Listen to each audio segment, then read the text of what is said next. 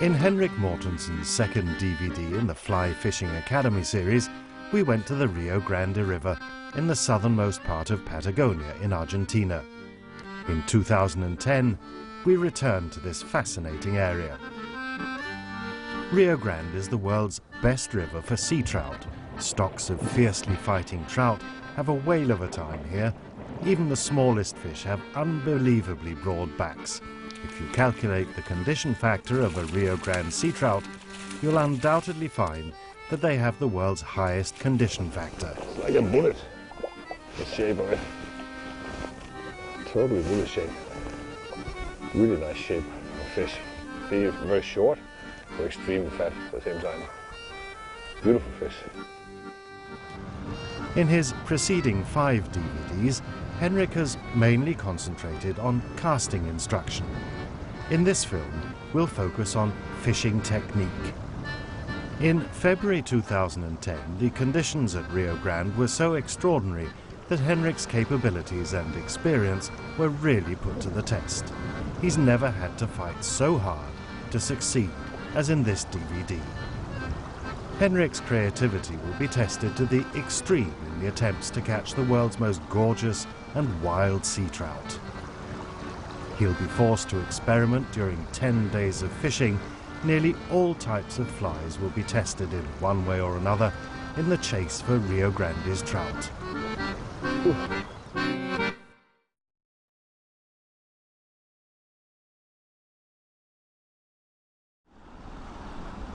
Tierra del Fuego and the rest of Patagonia are normally dry areas, and rain is very scarce in the summer period, but there are exceptions.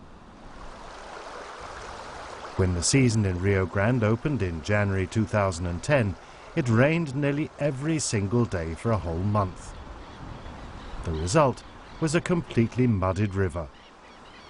Henrik was the victim of Murphy's Law, which says that everything that can go wrong will go wrong. And this was simply what happened when someone has travelled around the world to fish in a clear-watered river with a normal water level and temperatures of more than 10 degrees Celsius. As a fisherman, you will experience sometimes in your life at the river conditions like this, where the water is brown and it turns into total chocolate. This is massive, and there is no way you can fish in it. You have to wait. The weather is clear now, so hopefully in 2 days I'll be able to fish this river here. I need about, or at least 2 to 3 feet of visibility in it. And the first fly I'm going to fish with here is not going to be a nymph, it's not going to be a dry fly, even if I wish there. No, it's going to be a leech, big leeches or big sunray shadows. And that is a fly, you know, you have a pretty good chance to catch fish on. But for now, you have to wait at least 2 days.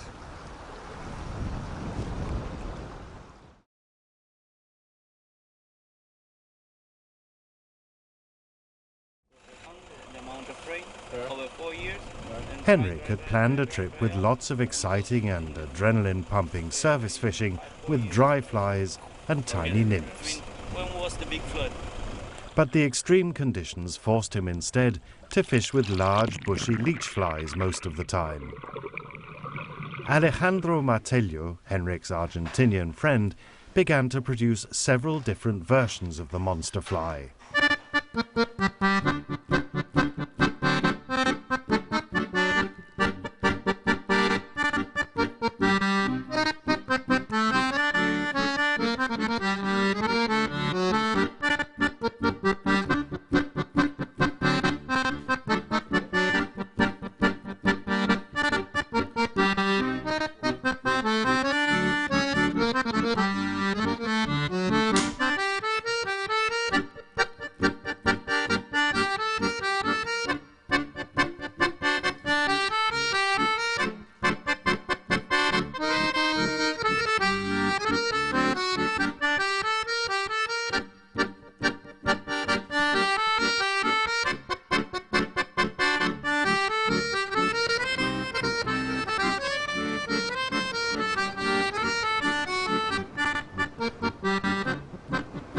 In spite of the giant flies, Henrik had to wait until the 4th day of the trip before anything started to happen.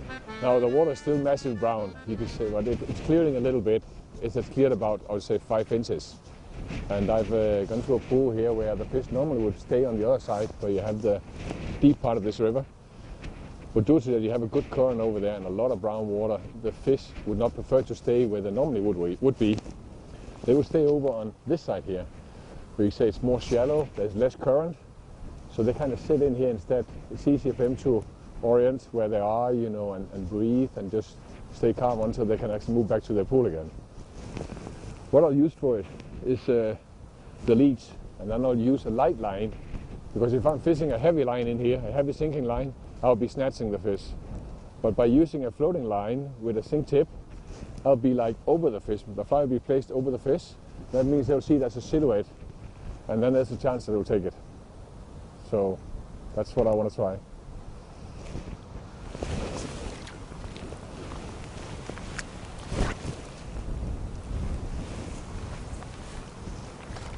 Casting with a large bushy fly that has absorbed a lot of water is heavy work, but under these conditions it's the only possible way to hook a fish.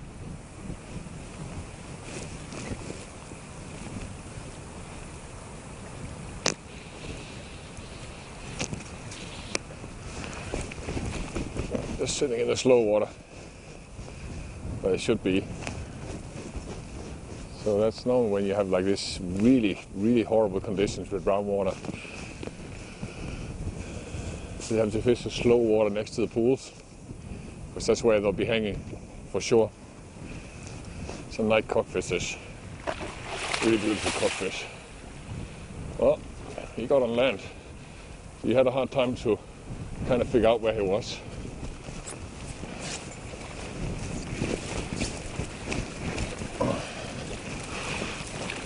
Beautiful fish. Beautiful cockfish. Hey? Even in colored water you can get these.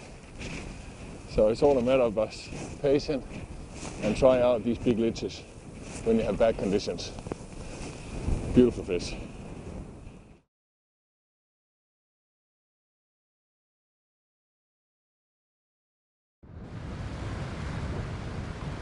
The rain stopped several days ago, except for the odd shower, that is. But it takes a really long time for the river to clear up. In some pools, however, a slight clearing is enough for Henrik to succeed with his large leech flies.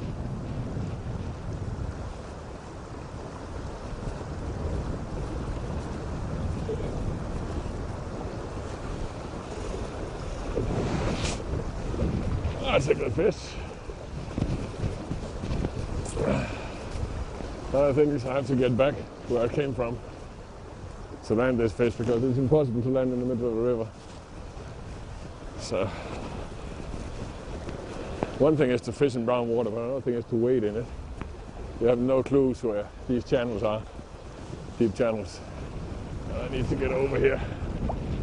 So you also like to stay in the deep channel, I guess.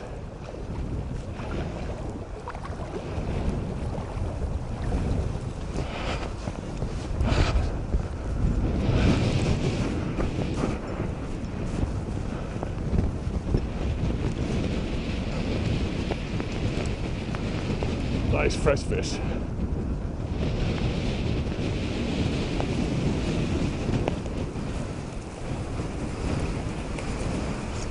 There we go.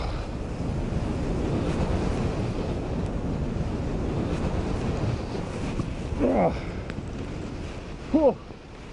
A lot of work to get a fish. And this fish is tagged.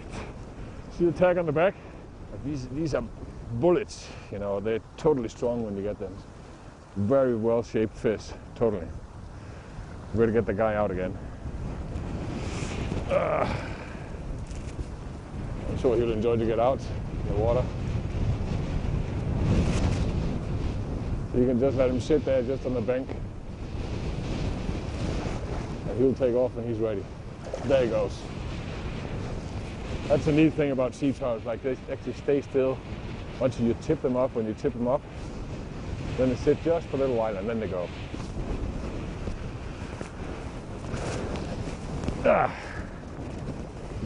This is an interesting spot to fish and a quite difficult spot. And it's difficult because I have to get the fly to the other side. That's where the fish will be lying. There's some stones coming out of the water over there, and that creates some like slow water, and the fish will be lying in that. It makes it difficult because you have to walk not alone in brown waters. You can't see where you are. But you have to find a bar which is going to be in the middle here, as far as I know. And I have to walk up against the current, and it's a gravel bottom, so that means it's going to rotate back. So it's going to be very hard to go forward. But you got to do it sometimes to get a fish. When you get over there, it's very important that you get the fly to go slow and deep. So you got to fish with a longer line, and sometimes when you have done your cast, you have to let some extra line go out, and then just keep it slow. And try to keep a hand on the line at all times, because then you can feel the fish if it takes it. Because the rod will be flexing due to we have like a very heavy wind, so I won't be able to feel it in the rod before it actually hooks itself.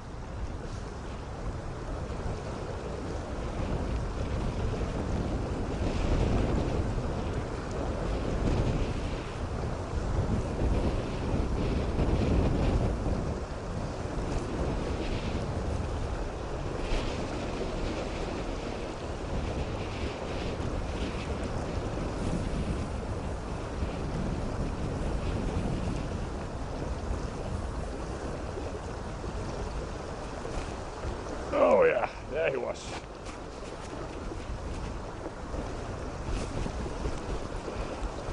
So when you get the fly placed right, you can get the fish to take.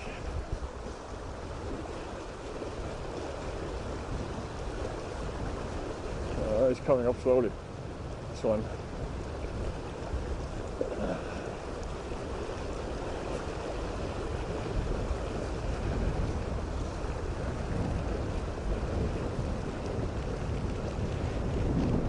See what he wants to do. So you might as well tire the fish here a bit, because if it's gonna fall off, it's better fall off here before I walk all the way in. Yeah, guess he's gotta stay.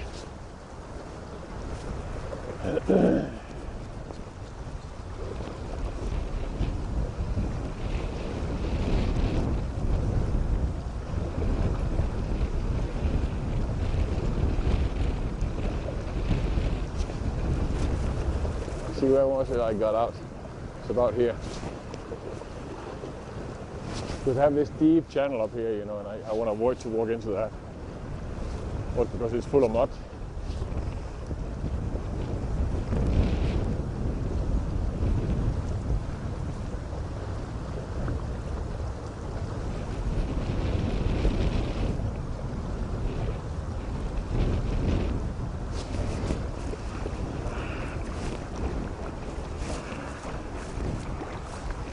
There's a good strong current here. You definitely get good exercise doing this kind of fishing. That's sort of like that. There we go.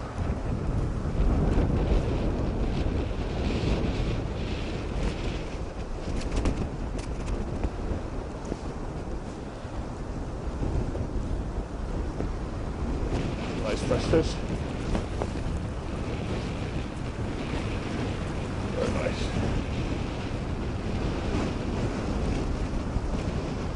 There we go. There we go. Good heavy sea turtle. Like a rocket. Huh. This is like, look at the size, you know, the short but extremely fat. Beautiful, absolutely beautiful. Let's look at the back of these fish. I mean, they're just like balls. Strong fish. Oh, gotta get the guy out again. Did a good fight. Awesome fish. There we go. It's a nice fish. It's interesting to see how fast they recover. I mean, they recover so fast. As soon as you put them down in the water, they go. But I would say like the sea turtle is like a perfect presentation fish, because you can hold it up and it's nice and quiet. And as soon as you put it in the water, it goes. Seems like the last fish here is very close to the other bank on a long line. That's also, I get a better drift on a longer line than I do on a short line. And you gotta have a good drift, slow, very slow drift in this water here. Otherwise they won't see it.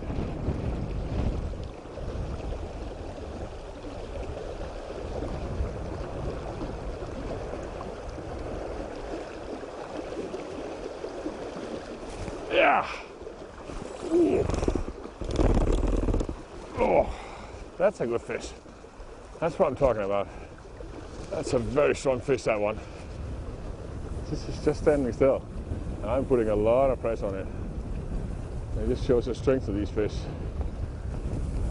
Enormous strength.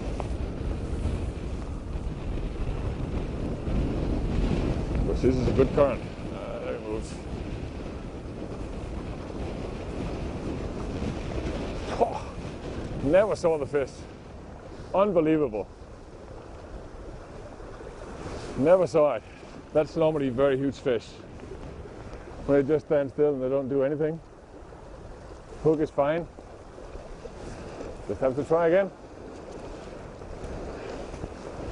You kind of know where it is now to take.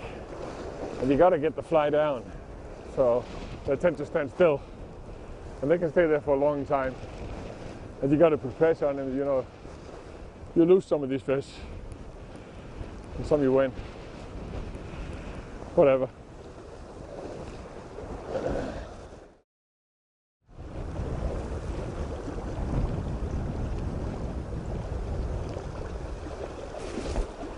Yeah, got one there.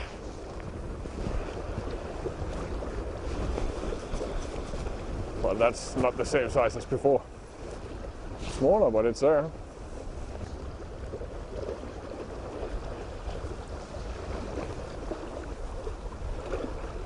See, this moves, the other one was just standing absolutely still. Didn't give a flying how it's moving or not.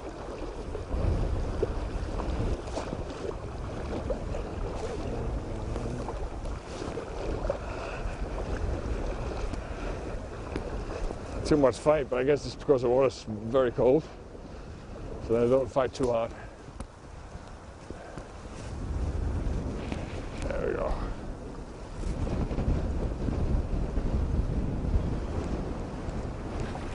There it comes.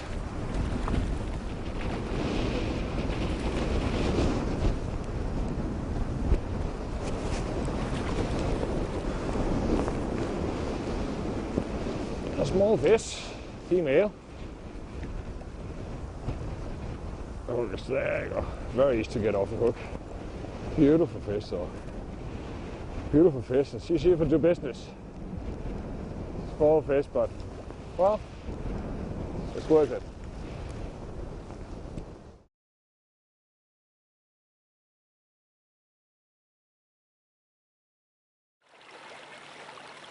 Rio Grande's tributary, the Rio Menendez, has also been changed into a muddy stream with high water levels. And with this, it becomes even more important to be able to decode the messages of the water. The Menendez River is a river which runs into the Rio Grande, and it has also been affected by the heavy rain, so it's been totally chocolate brown. I've waited several days to fish this, and it seems like it's clearing up very slow now. It's getting like brown, greenish, but I think it's fishable. I can't fish this with a nymph or a dry fly, which I really had preferred, but I'll be able to fish it with a, I would say like a larger fly, probably more over in the leech kind. And I think there's a pretty good chance if you fish this slow and not too deep, because the river is not very deep. It's about 1 meter in depth, So you want to fish the fly over the fish, because if you fish it down in the same level, they won't see it. So a lighter line and a bigger fly and a sink tip will do it. Even if the leech being a big fly, I prefer to use like a lighter rod here. It's more fun to get a bigger fish on a lighter rod, but also you will splash less. And I don't want to splash even if the water is brown. So casting can be a bit tricky when you cast with big flies on a very light line, but it can be done though.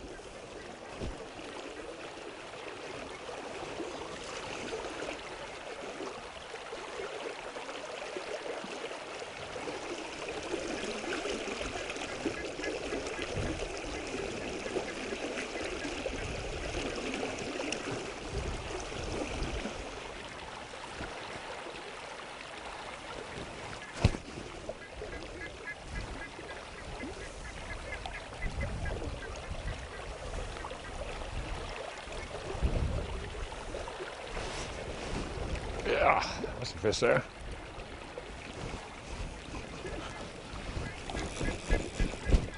Unbelievable in this current and condition of the water that you can find fish here.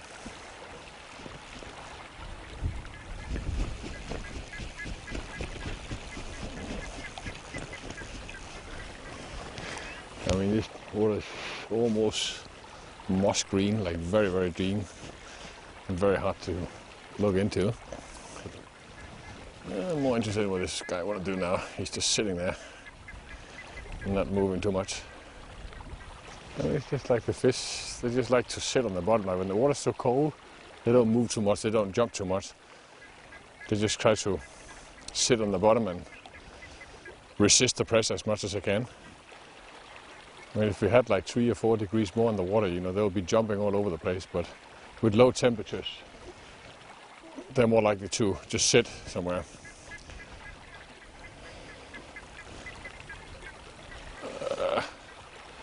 He got moving now.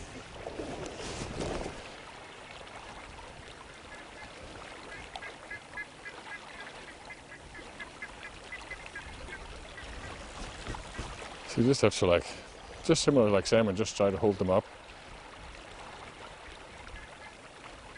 And try to slowly take the breath out of them. He's coming there slowly now. He's losing.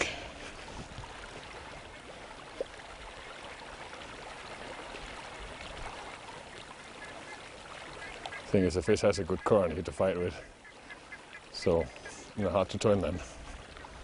He's coming in now. Nice sea trout.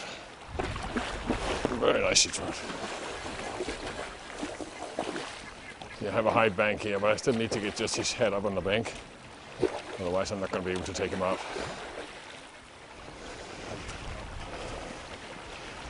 There we go.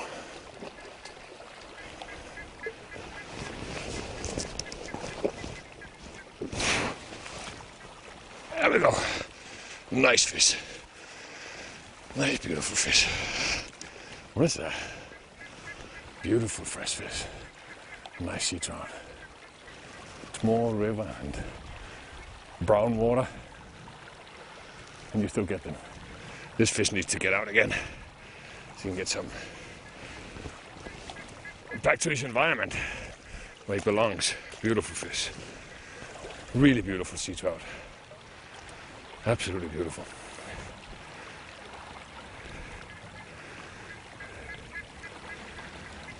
So when the water is a little colder, you know, it takes a little time for them to recover again. But that guy had no hesitation in taking the fly, with no doubt.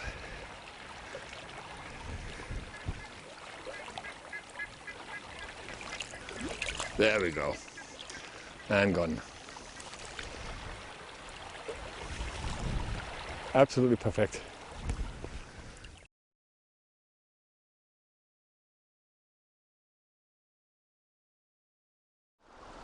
For the first time on this trip, Henrik puts the large leech flies aside and tries to cast with the somewhat smaller tube fly.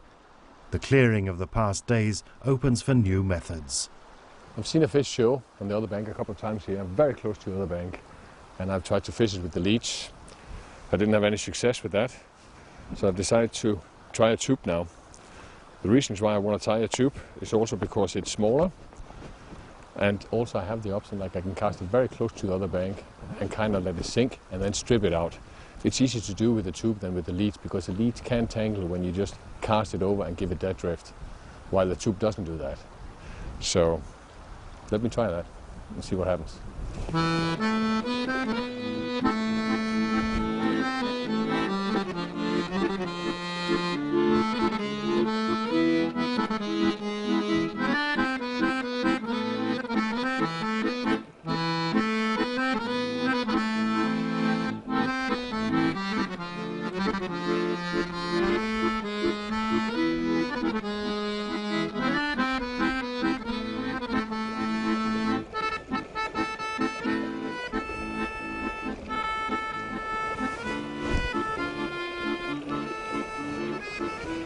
Like most people would just do this traditional, just cast overstream, downstream or across stream and strip it out. Sometimes strip, sometimes don't strip.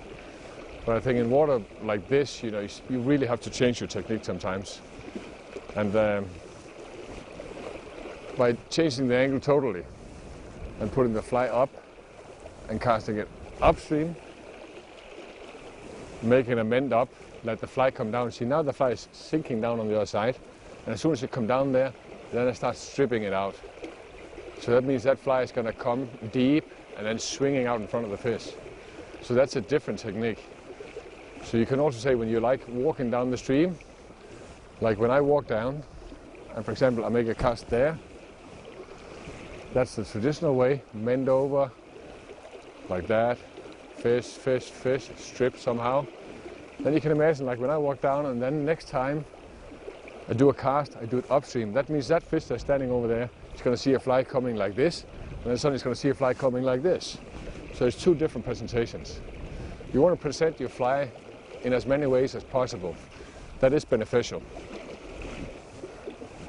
And then you can say the next cast, I'm going to put that upstream to the other bank, mend it over, so now it sinks. Now the fly comes down. So that fish is just fished like that.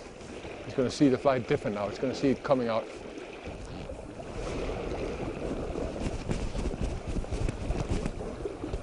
That took well on the upstream cast, stripped through the brown water. Perfect. Sometimes you really do have to change the tactic, even on brown water.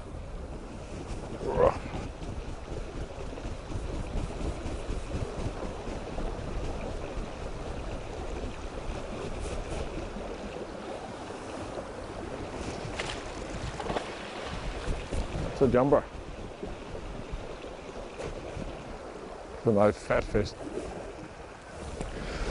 There you go. Up on land. He's not really up for coming to the surface.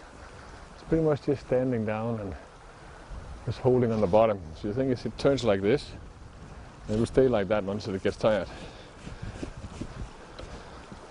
It comes there. Nice fish.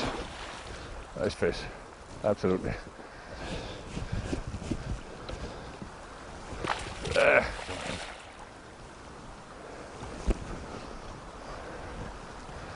It's a beautiful fat fish, this one. Far from done though.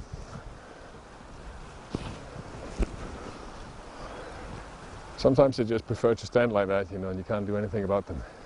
Just have to wait. Wait until they're ready. Coming there slowly. Coming there slowly. We got a deep bank here, got a little gravel here. Might be able to take him here. When he's ready, of course.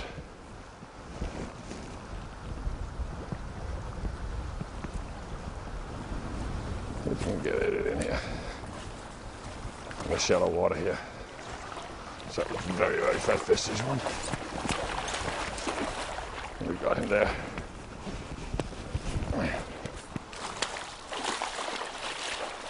There we go. There we got him. That's a sea trout. That's the way it should look. Beautiful fat fish. Strong species. Very strong piece. Amazing. Let's get the hook out and get this fish out again. I got my fight, so I just need to release the fish.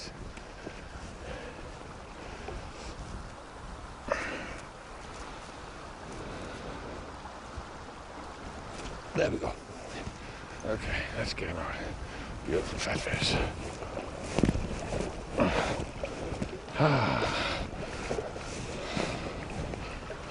That's a nice fish.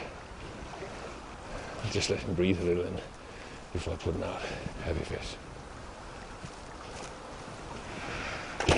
There we go. Perfect. Perfect. Not a bad day.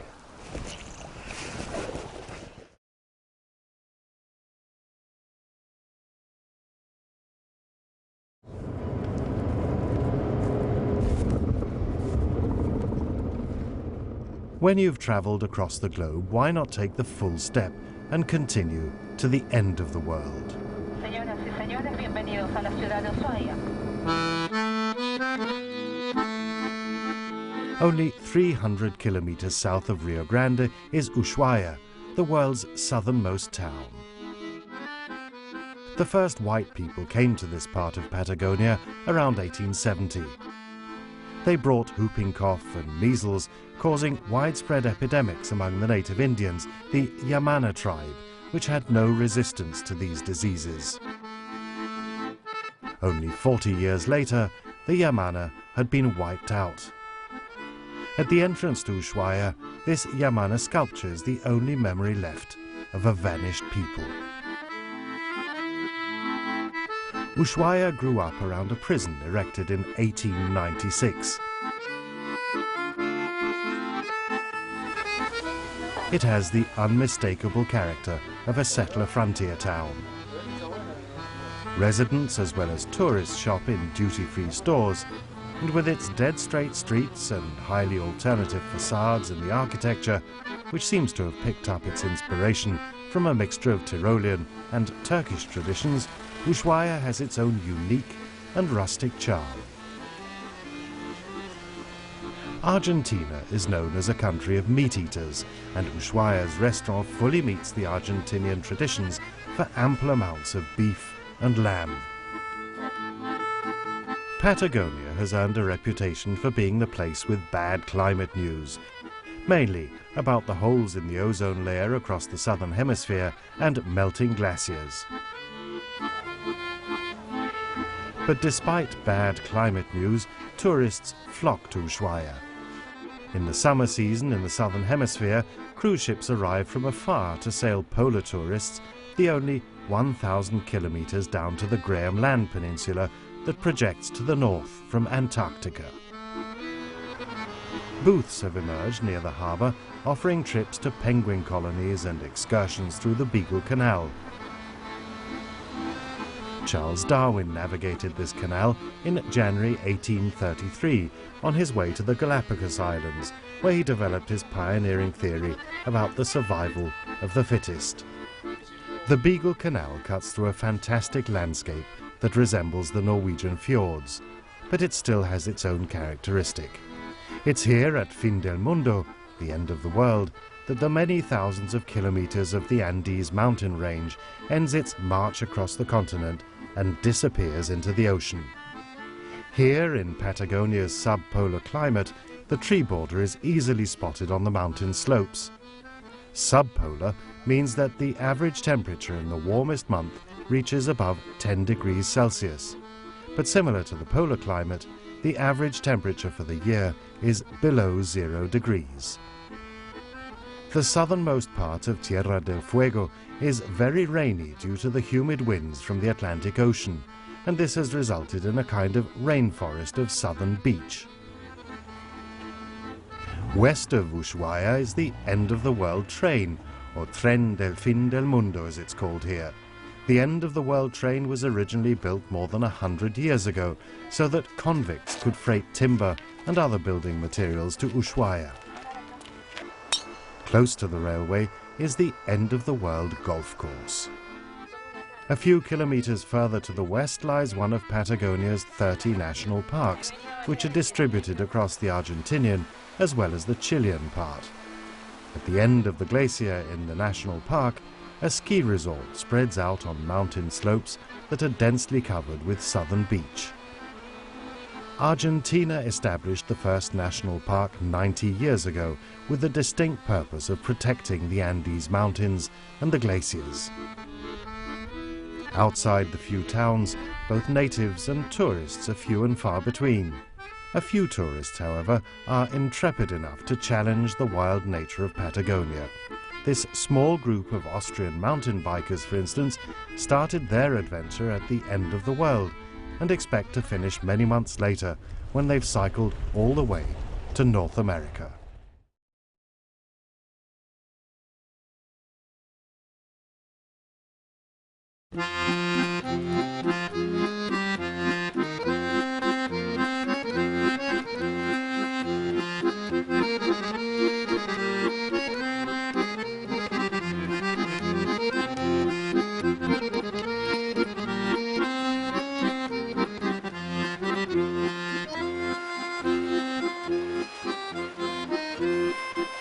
It's now a week since we began our shoots for this DVD. In the past days, the visibility underwater has increased significantly, the water level has fallen, and the water temperature has started to rise. But even though the level of water is still above normal, and the temperature's 4 to 5 degrees short of being ideal for dry fly fishing, Henrik wants to give it a chance for the first time since he arrived. And he'll be using a very special type of fly, a dry fly called Titanic. Titanic skates across the surface and draws a V pattern on the water like a hitch fly, but it is a dry fly. Oof.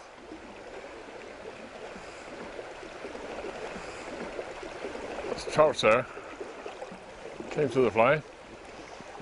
Maybe it's 1 or 2 days too early for the dry fly, and I should just give it the wet fly instead. There's definitely fish there. A fish showed, but it didn't go the whole way. So let's try the wet fly. We'll return to Titanic once the water's fallen even more and the temperature's gone up. In the meantime, the conditions still invite a large wet fly. Henrik knows where the fish stand, and that's where he'll place his casts.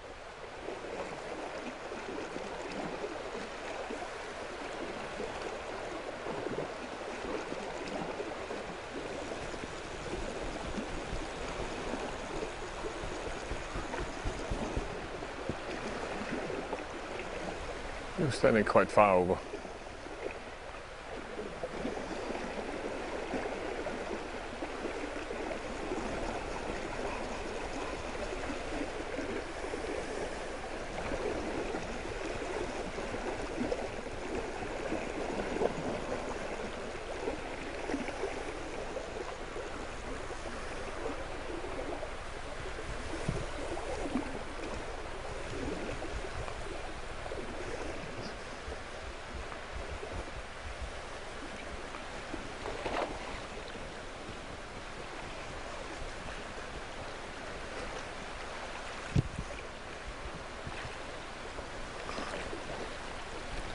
It's a fresh fish. Not too big, but fresh. So fights well.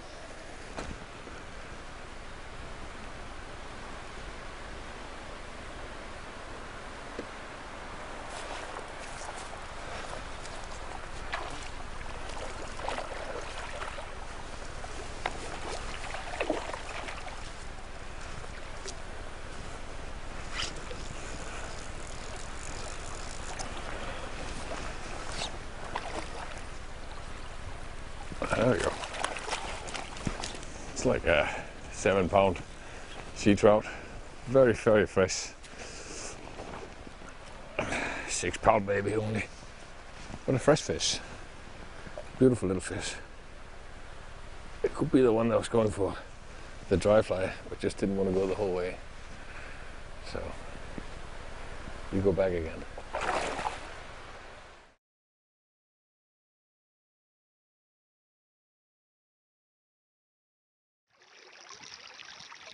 There are other flies that'll do now that the weather's cleared some more, and there are the various versions of nymphs.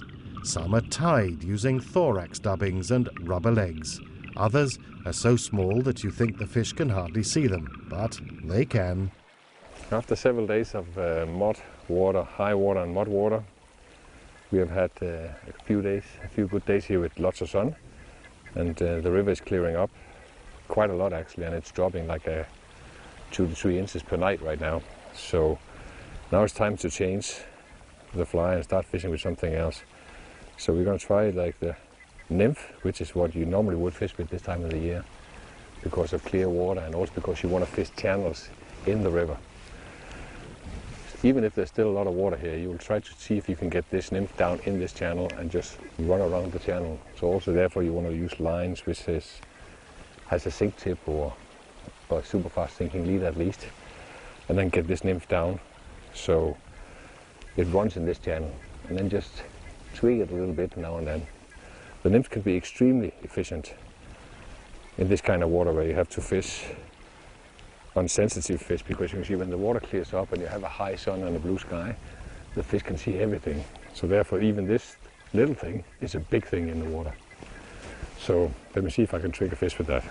On this spot here, you have to enter the river because it's all the fish will be lying on the outer curve. That's where the deep channel is, and you can't reach it from here. And if you could reach it from here, you will not get the nymph down. So you really have to enter the river and be in the middle of the river to be able to control the nymph coming around very slow into the channel. Under normal condition, this pool would be way lower, and I'll actually only have water on my knees here, or just over the knees. So this says something about how much water we actually have in the river right now.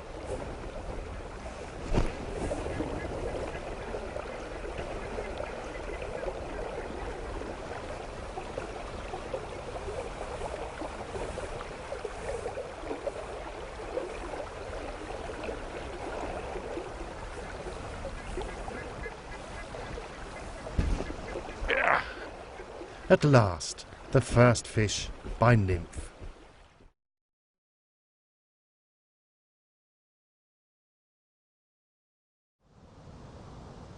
The next morning a carpet of hoarfrost spreads everywhere.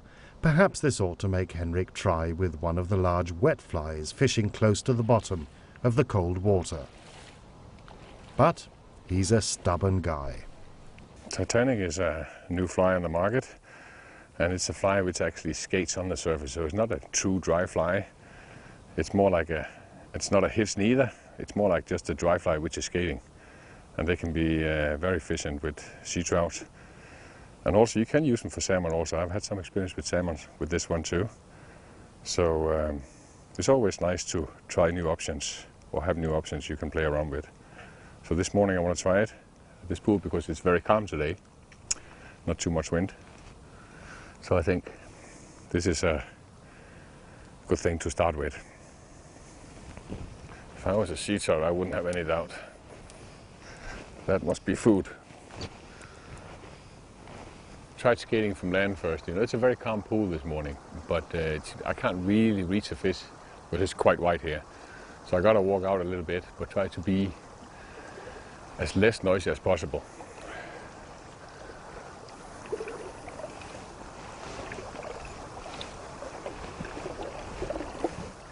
Also to see if I can get a better drift on the fly, because it's very hard with a long line. It's much easier with a short line. So that drift is quite better.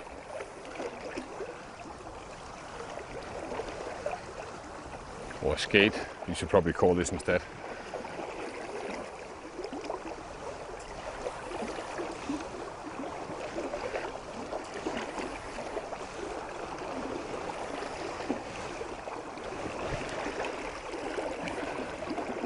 This technique is very, very good when you have lower water. And it is a bit early, you know, because we just had like extremely high and brown water, and the water is rather cold here this morning. Oh, there was a fish. Again, following it. Cool. So you see, they're not really going the whole way. Let me try one more time. See if I can get that to take. He totally followed the fly.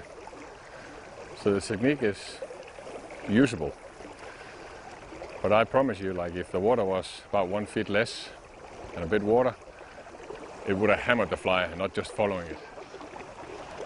Let's try one more time.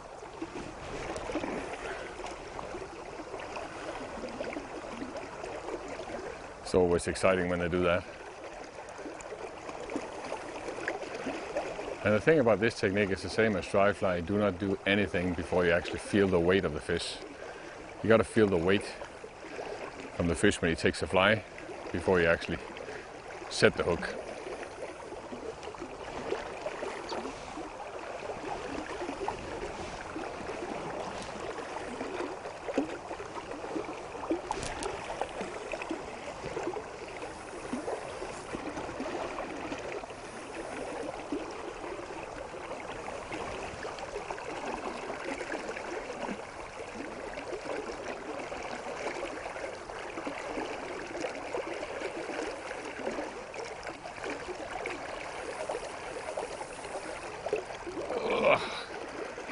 Doesn't get any closer. The fish has caught the fly, but probably just in the tail hairs so that it can pull the fly down.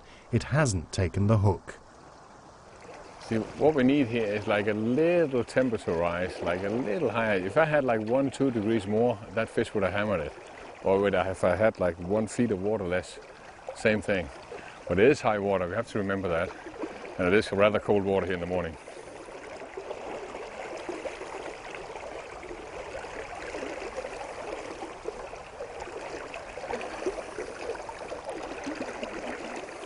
Okay, what I'll do is not try to hammer the same place, but try to move down a little bit, just step by step, then come back up again, or maybe later today try it. But that fish was definitely interested. So let's see if there's one further down who will go the full distance and take the fly.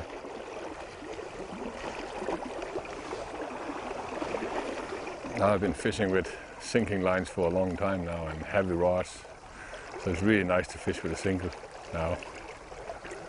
That was a very small fish. I would say like all surface fishing is just the best form of fly fishing, because you see the water is lifting under the fly. If it's salmon or sea trout, it doesn't matter. But as we have gone through on all the other DVDs I made, or the previous ones, it's like you gotta learn to cast. If you can cast, you can fish in so many different ways.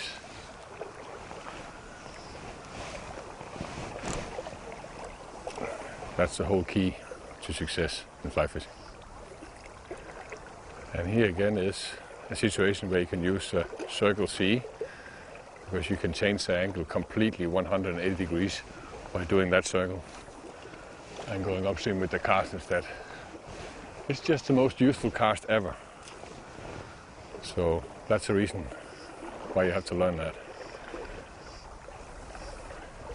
Nah, it's probably too cold. It is definitely too cold, because the fish came very close but it didn't go the full distance. So that means the water is too cold still. And it's probably not very likely it's going to drop 1 foot today. So we need the water temperature to rise about 2-3 degrees at least before this fish will go all the way.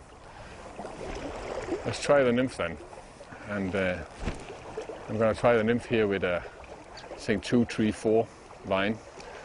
So it means it sinks with 2 in the back, 2 inches per second, 3 inches per second, 4 inches. So it gets the nymphs quite down deep. And you want to get the nymph down deep now, so you can get it right in front of the fish. And when you fish with sinking lines, it's very important that you let it come all the way through, like it swings all the way through the pool. Because you can't see the line. It's not like when you're fishing with a floating line, then it's visible how far the line comes in. With a sinking line, you gotta wait a little extra. Actually, sometimes hit the bottom, so you kind of get the, say, feeling of how far you can fish it in. The good thing fishing with the skater first is you know there's fish in the pool. I know there's at least one.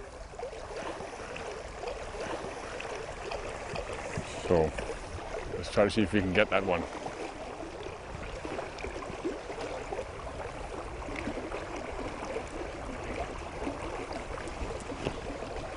There we go. Ah. We had him. He was on. But it didn't get hooked well.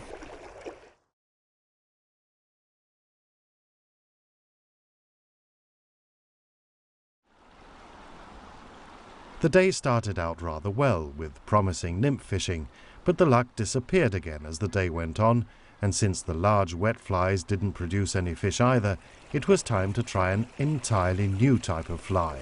Now I fished with a relatively big fly up till now, and even with the light getting weaker, I'll try a smaller fly, because all the experience I've had with the bigger flies, or the few fish I have actually been close to the fly, has just been more or less pushing it, but not really taking it. So I've decided to try like a way smaller fly now called Mr. Pinky, a fly which has done very well for me in the past. And I'll see if he can get the job done today again. Because I've had a few offers on the bigger fly, but none of them have, let's say, like been hooked or been close to the hook. I've just been pushing the fly.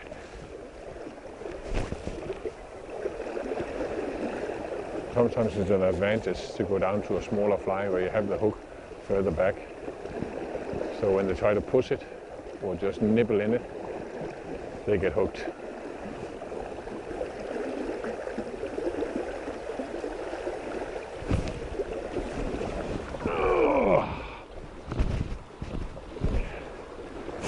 Mr. Pinky, he gets the job done, no doubt.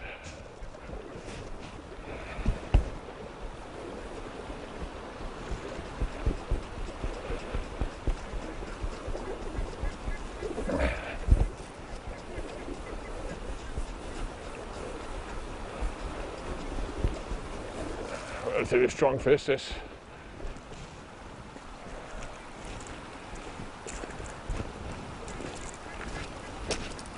I should be tight. I went over this pool, I don't know how many times with a big fly. I just couldn't get these fish to do anything. It was just more like just pushing the fly. Then I decided to put a very small pink fly on it, and that made a huge difference. And this fish was like, when it came to the fly, it was like very, very, very sensitive, like just like taking it. So sometimes small flies are extremely efficient. Beautiful female fish, and she loved Pinky, my little fly. So it's not like a traditional Argentinian fly. This is more like a Scandinavian creation, and it's very lively and very good to fish when they're in that mood that they really don't want to take.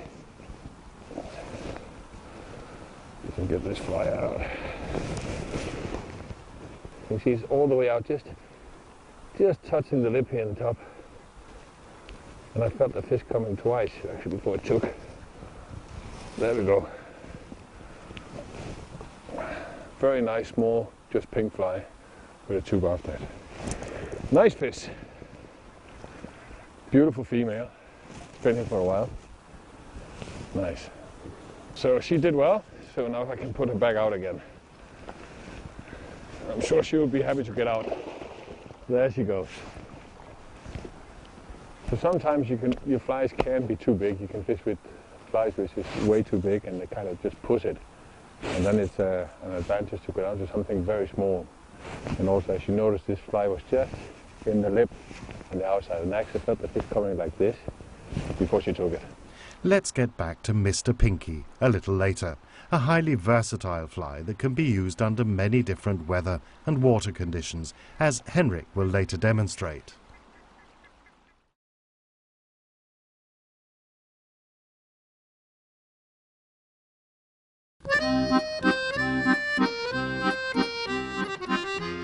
The blue spine of my country was the poetic name that the Nobel Prize winner and poet Pablo Neruda gave to the glacier-covered peaks of the Andes mountain range.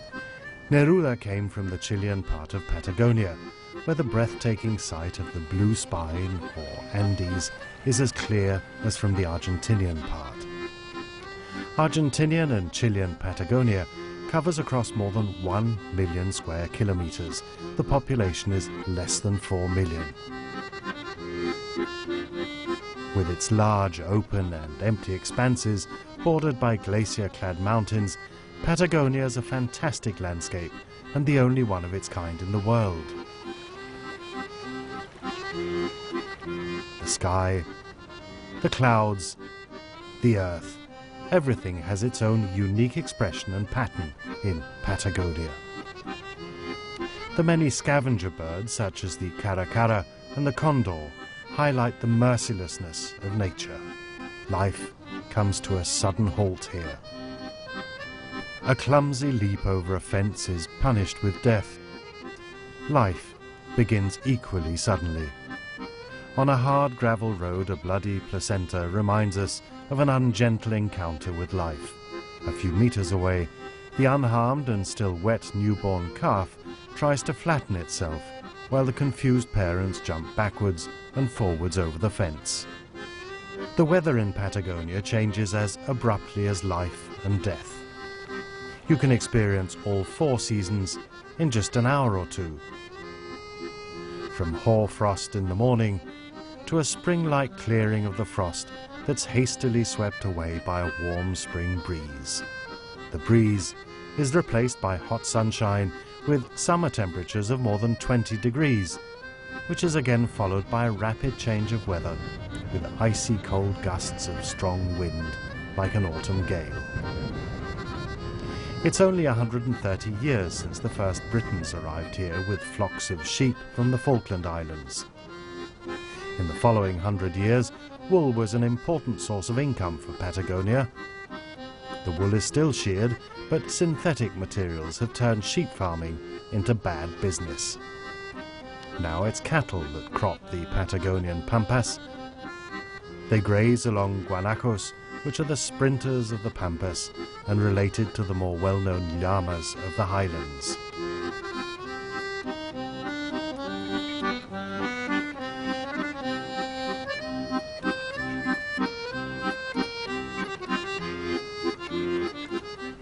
Another original resident of Patagonia is the Patagonian fox, which is only about half the size of the red fox. Patagonia is the land of contrasts and surprises. Who would have thought that flamingos fly so far south, only 1,300 kilometers from the tip of Antarctica?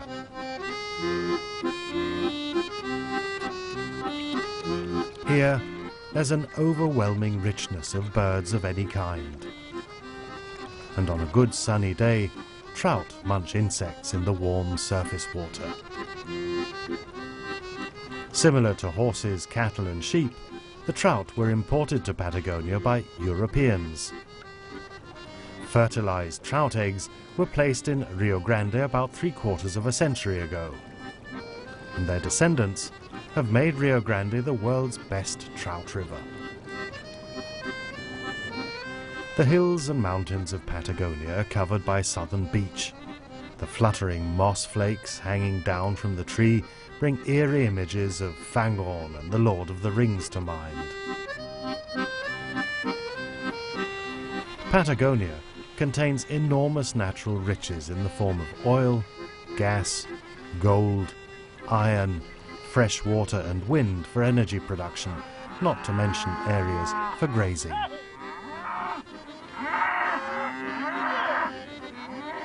The huge flock of animals would be unthinkable without the Latin American cowboy, the gaucho.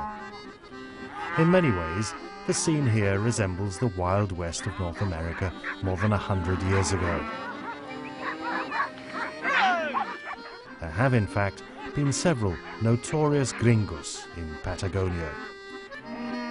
In 1901, Butch Cassidy and the Sundance Kid turned up in the Argentinian part of Patagonia. Butch and Sundance lived like gauchos in Patagonia until Pinkerton's detectives found them 5 years later. The legend about them was immortalized in the film named after them, with Paul Newman and Robert Redford as the title characters.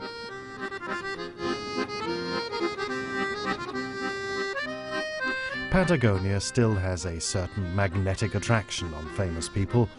The Italian fashion designer Luciano Benetton, CNN founder Ted Turner, and the actor Sylvester Stallone own huge farms in Patagonia.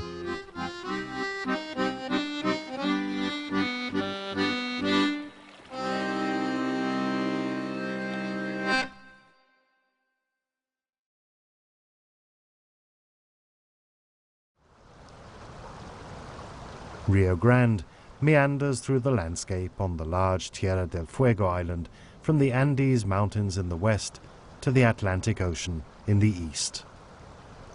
It's not a particularly deep river, but it's wide in many places, really wide.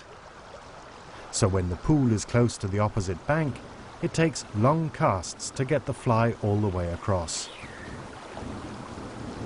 When the river carries extraordinarily much water and current as it does now, the strong current makes the loose line tangle up worse than normal. This is why Henrik uses a small trick to be able to control all the loose line that's needed to reach the other bank. When you fish here and you have to do these really long casts, it can be hard to keep control of all the loose line. And if your loops are too far down, you can't get them to straighten out because that will turn over the fly too early and you won't shoot the line which is necessary for this spot here. So you can use your mouth and put the first loop in there and take the next loop in your fingers, one in the lower one, more line in, and then the last one here. So now I have all the line. I just have to let it go when you cast. There you go, and the line comes out. As Henrik has demonstrated many times, it's about adjusting to the conditions and overcoming the challenges. Then you can bring home your reward. He was way over this fish. Way over. So sometimes long casting on pools like this can be very, very good. But hard work, of course. On top of this seems to be a very decent fish too.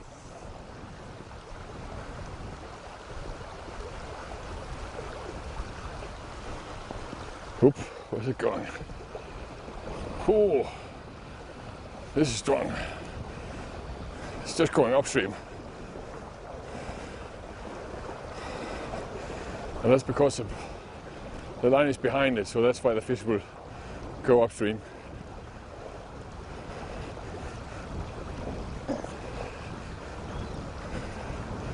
But this is for sure a decent fish.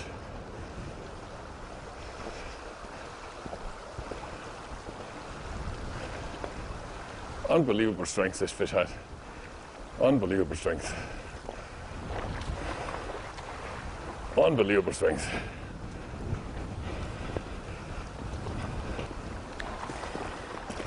Lie still. Really fat female. Really nice fat female. Bullet. A real bullet.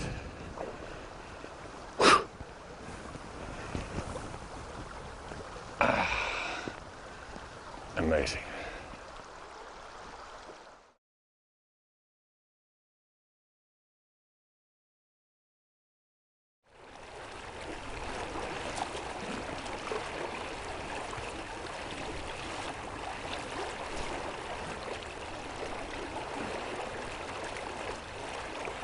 The sun hasn't yet warmed up the water this morning, but Henrik wants to try the Titanic fly again, because there's nothing like the sight of a fish that rises to snap your fly. Oh, that was a nice splash. Poof.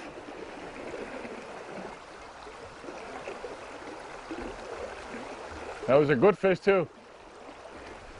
As I've stated before, it's good to give him a small break now because you know the fish comes up, makes a big twirl around the fly, and that means he's going to circle around and then he's going to come back in and find his spot again. So if you cast immediately while this fish is trying to find his spot again, he's not going to take. But you do have a small chance if you give it like 1 minute so you're absolutely sure that the fish is back in its spot, and then make the presentation one more time. But also, like, this water is cold. and it is high, so it's very hard to get them to go the full distance. But I'll definitely give it a shot because this is the kind of fishing I like. Surface fishing.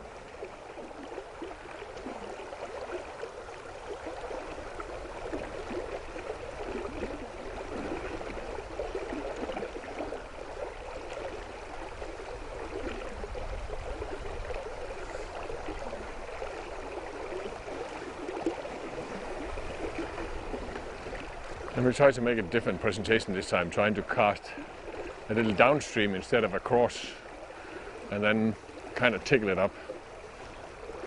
That might make a difference also.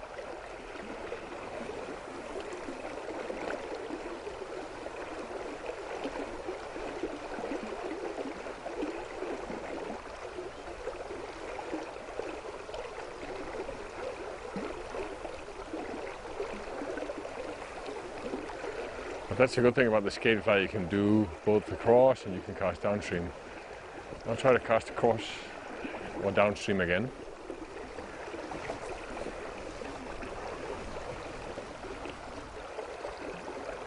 And it was not because the fly was coming too fast, trust me.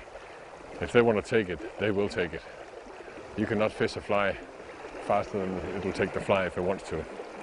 This fish could have been standing anywhere, so it's very hard to know where the fish came from. But this is like a long flat pool with some rocks here and there. So for now I'll just continue walking down.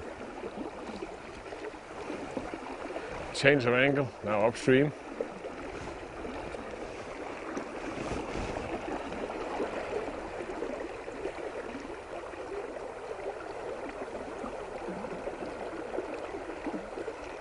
Small fish.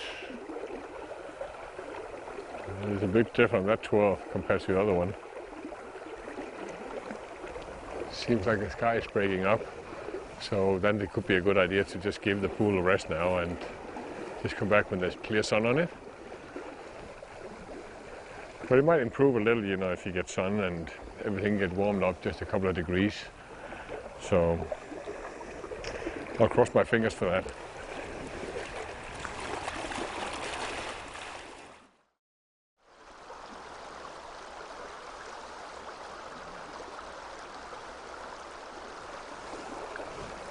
So we got a little more sun on the surface now, and I'll try a little more casting downstream and kind of sick the fly over. Like pull, sick, fall back, pull, fall back, pull, fall back, and also somewhere just let it go straight over. You gotta try different ways. I do know there's fish here, as I had a really nice big fish up after the fly previously. So let's see if we can roast him this time again and get him to take for a change.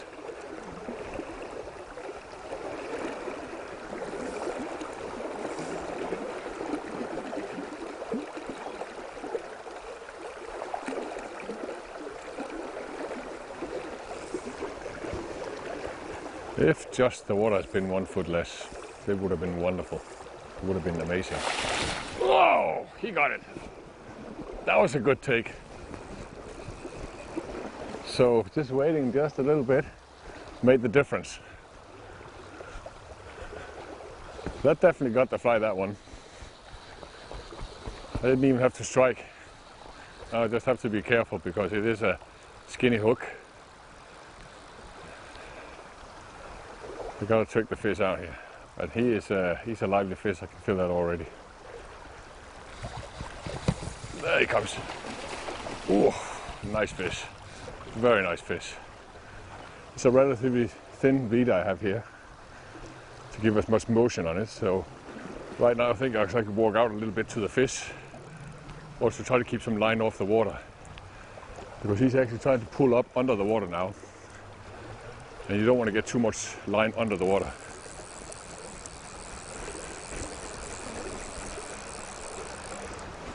Very, very nice take.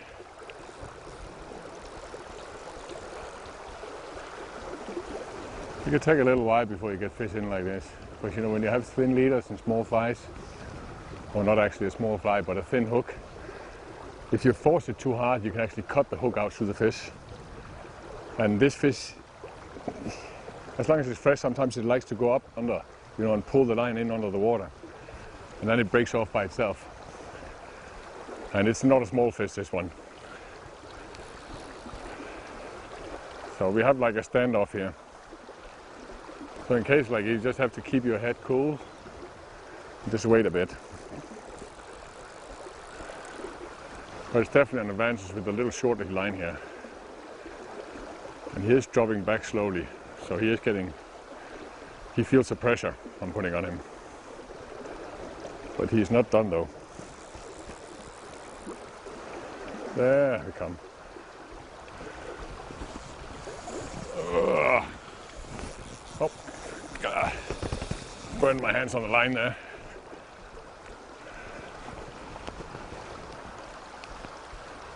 Now we're getting in some shallow water, so if I can trick him in here, I would have totally control over him. Oh, it's a nice fish. There. Try that again.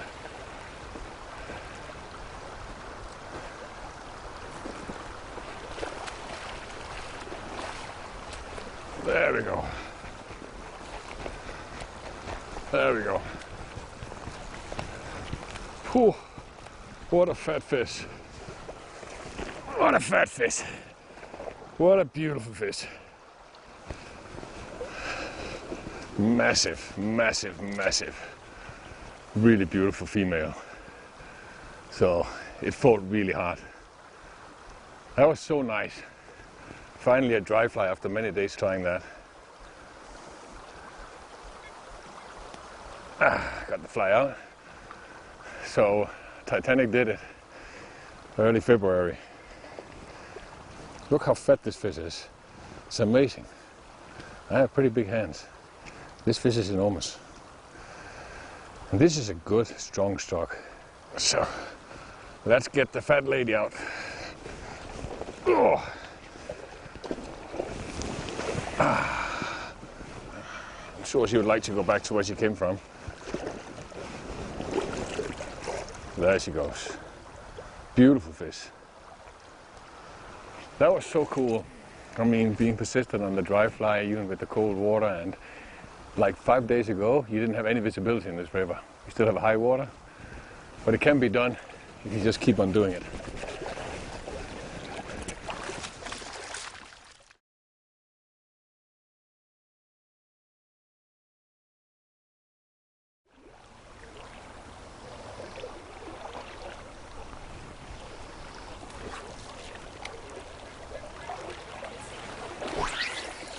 The evening before the last day, Henrik's fishing in the upper part of Rio Grande.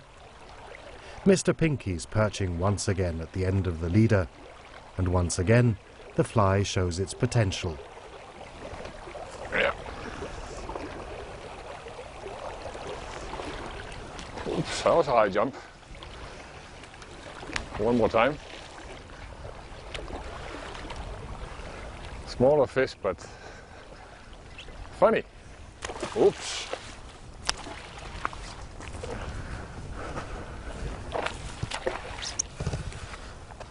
Oh, strong, strong fish compared to the size of it. Sometimes you can get big fish, you know, and they don't do much. Then you can get these small fish and they go totally crazy.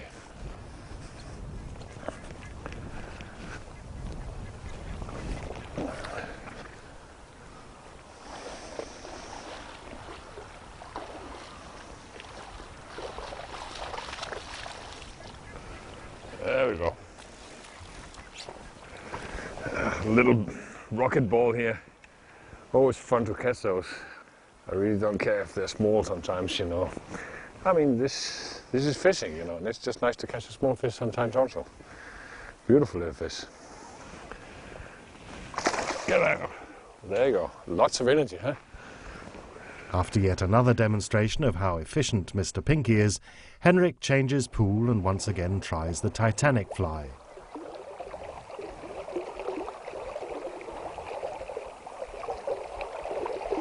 There was an interested customer. It's like the dry fly, but it didn't really take it. Well, the Titanic. the skating fly, the hitch and the dry fly, the combo, so to say. Let's try that one more time.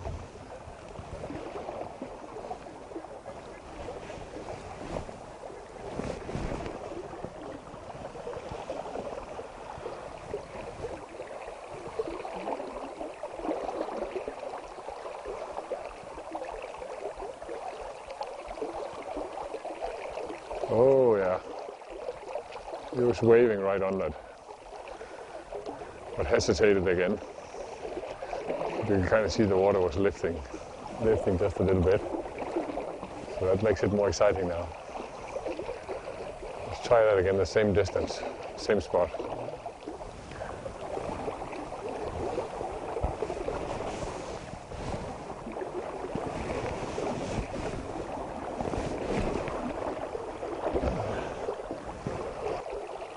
What I found with sea trout is to get them to come once, it's very hard to get them to come the second time around, particularly this time of the year when it's still high and cold.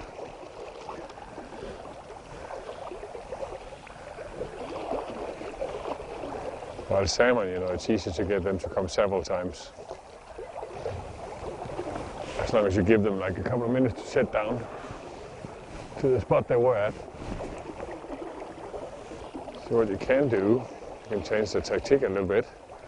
You cast more upstream and then let it swing around on the same spot. So you see the fly in a different way. But you can do that with this because it's a skating fly.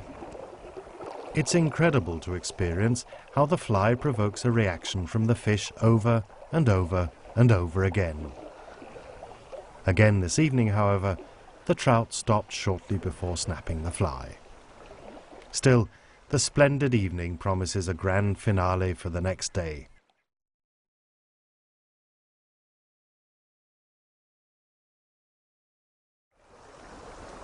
The water's still muddy, the water level above normal, and the temperature a few degrees below. Whoops! And the downstream wind is a bit too sharp and cold, but still, the day invites exciting experiments. The Titanic fly, the Scandinavian Mr. Pinky, and dry flies on sinking lines. Henrik commences with the Titanic dry fly.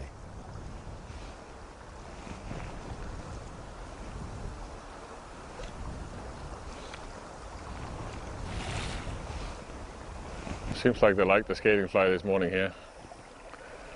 Definitely boiling on it. Even with a cold, savage wind coming downstream and cold water. But the thing is, like, this pool is relatively low, so it's actually pretty good for a skating fly, even this early in the morning.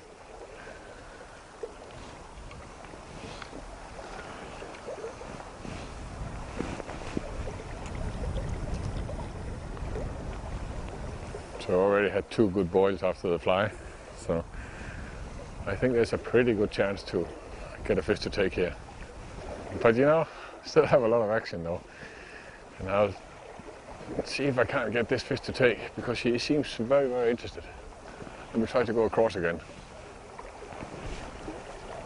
Across, and let it swing faster. This time of the year, with the high water, you know, these lower pools can be a real treat for a skating fly. Oh, oof, oof. So how he's following it this time. He thought that was very interesting. And that was a fast skated fly actually. He went up for it 3 times. We'll try the faster one again.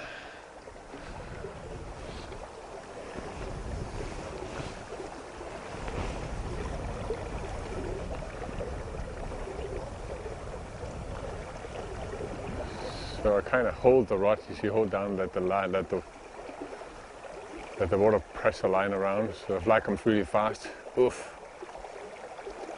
One more time, he tried to take it.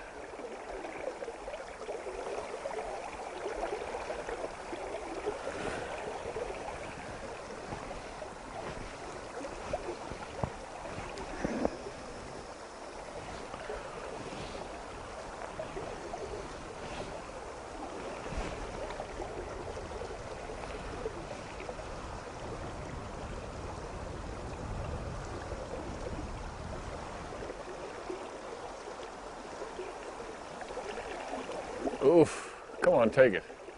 Take it. Still following the fly. He just didn't want to nail it.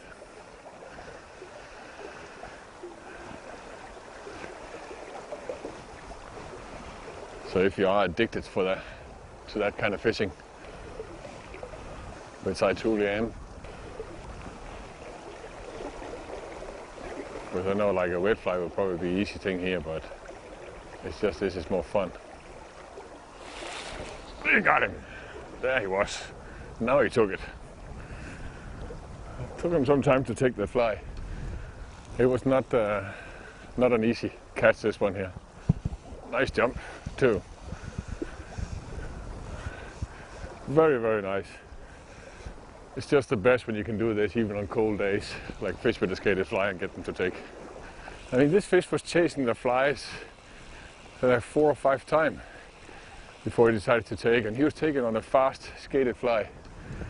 So the fly was like skating really fast across the current when he took it. Nice take. There's so many things and so many aspects in fly fishing, but I would say dry fly fishing, hitching, and skating flies just beats everything. Because you see everything. Oh, it's a decent fish too also. So that makes it even more fun when you can take decent fish on skating flies. See if you can get it in. He's quite persistent, this one here. I just have to turn it. Yeah. See if I can turn the guy around. He's shaking his head a lot. So that's many times bad when I do that. And that's because the fly is sitting, not in the mouth, but just in the lip. It's a nasty place to have it sitting.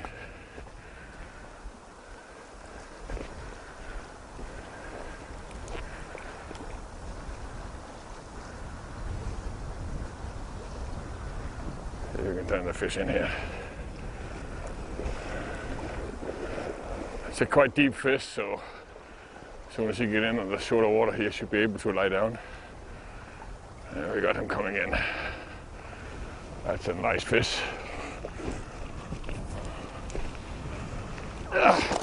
Oh. Oh, not quite done yet. Tip him over here. There we go. There we got the fish. Nice strong fish. Really beautiful trout. What a beautiful fat trout. Really, really powerful trout.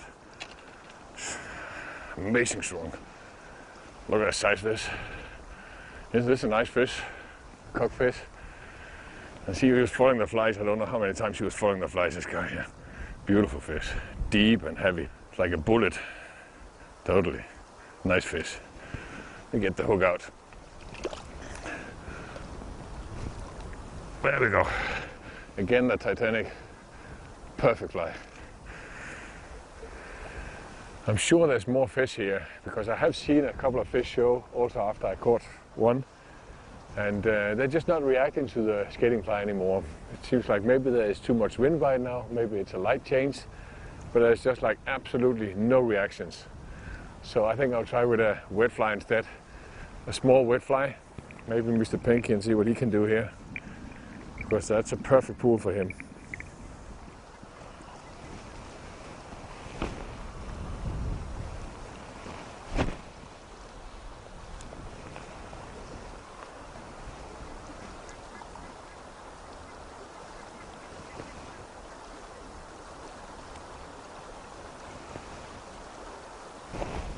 There we go.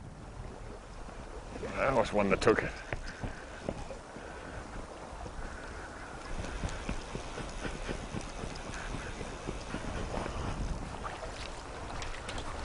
Coming in slowly. I mean, the water's so cold that the fish have a hard time fighting it. But coming in.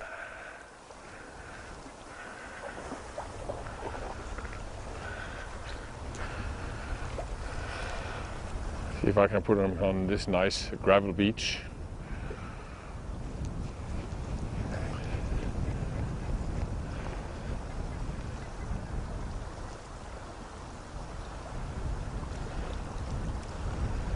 I can put him in nice and slow here on the beach. Nice and slow, there we go. Not this time, we'll try again. The thing is, when you can get the fish in, you just can get it to tip over. Then normally they're lying still. I mean, that is the case in 80% of the time. So, let's see if we can just swing him around and put him here. There we go.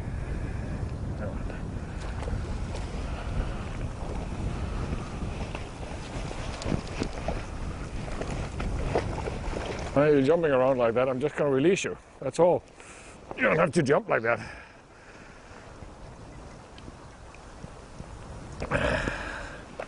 See, the thing is, there's a lot of discussions about catch and release and how to do these things. And from time to time, these goes on. And I think one of the best ways actually to do this is actually to do it the way I did it right now. Because you can see the beach here, there's all these stones, there's slime on them. So it's not going to hurt the fish. Like a lot of people say, this is the wrong way to do it. We have to realize a fish like this does not get out of the water. It just comes in and it tips over on these slimy, soft stones. So it's not going to hurt the fish. If you do it in a net, on another way, many times you come with a dry net and you put it in the water and you lift the fish up and the fish is banging around in this dry net because it's not going to be soaking wet by putting it in the water one time. So it's going to drag the slime off the fish. It's going to hurt its eyes. So therefore I prefer to do it this way here, and I think it's the most safe way to do it. And I've been fishing for over 30 years now. I've been guiding over 15 years. And if this was not the right way to do this, I would have noticed, because then there would be dead fish all over the river. And so far I haven't seen, I say, probably 2 dead fish in my whole time as a guide. And we've always been doing it this way. So I think it's a very safe way to do it. Do not drag it on the beach, but just drag it into, because there's always slime on the stones in here. Drag it in here and just let it tip over, and the fish doesn't get out of the water. You can remove the hook, so you can just put the fish back out again. Or maybe take him out for a photo if you need that.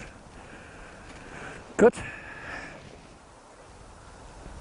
When I came to Rio Grande, it was very dark and very brown, the river, and you could only fish with very large flies. But now the conditions has changed a lot over the last week, and the water has dropped, not substantial, but it has dropped I would say a few inches, and the water has cleared up. It looks clear, but it's not totally clear, but it's definitely way clearer than when we started.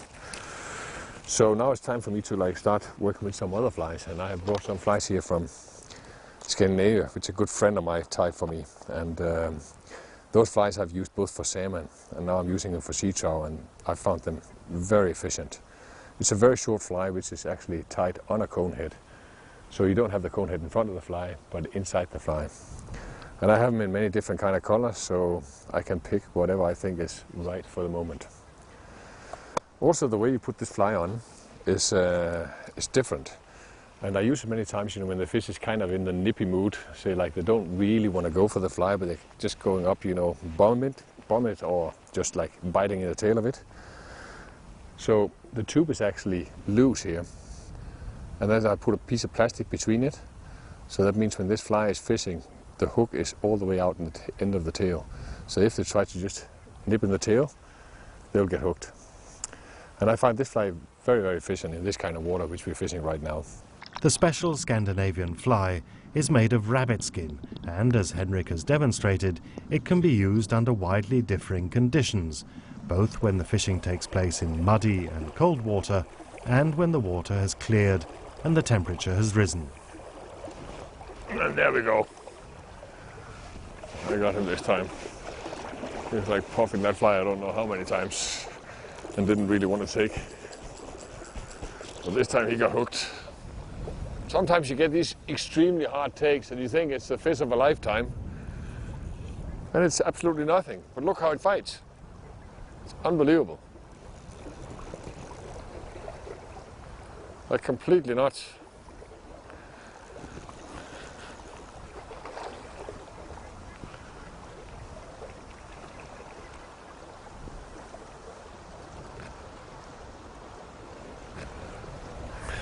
It's when you have these, all these minor, you can have huge run of minor sea trout sometimes here in Rio Grande. They last for a few days, and then they go out again. They're just in for eating. They hit the rod, you know, you think you got an 8-kilo fish, and it turns out to be a 2-pounder or a 3-pounder. But they can really hit the fly. Small silverfish. And if I notice that, you know, the hook is this time, you know, way deep in it. Totally fresh fish, silver. Lots of action. It's a good day, so Henrik embarks on yet another experiment. He wants to fish with a small green machine, an Argentinian dry fly on a sinking line. If the fly is fished the right way, this method will produce the best result given the circumstances. If he succeeds, it'll be the perfect end to a trip that began as a disaster. So what I want to do is, see the channel is running here in the seam, so I want to get this dry fly far in, so I can get it down with the sinking line, so I can get it like into the channel and coming very slow to the channel. So you can imagine like a sinking line with a long leader and then a dry fly. Dry fly will be hanging up, but every time I give a tuck, it'll dive and then go back up again. So that's the idea about this. This is a different kind of dry fly fishing. Your dry fly fishing actually from the bottom and up instead. So let's see if that works. Because the ordinary dry fly doesn't work, and this might be an option. But it just sounds crazy, like fishing a dry fly on a sinking line. Where I'm placed now is like almost next to the channel here. So a very strong current here. But when I cast in there, there's no current because that's where the deep channel is. And that's where I've seen the fish been located right now. And the line I'm using for this is a Sink 234 with a Sink 6 liter. So when I drop that into that slow water, it's just going to go straight down, which is the whole purpose of this.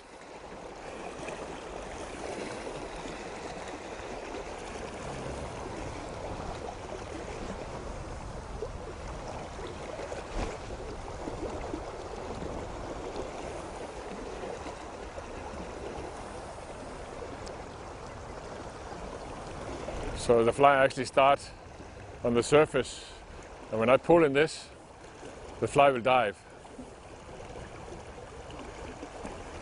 And you kind of just jig it, nice and slow in the channel.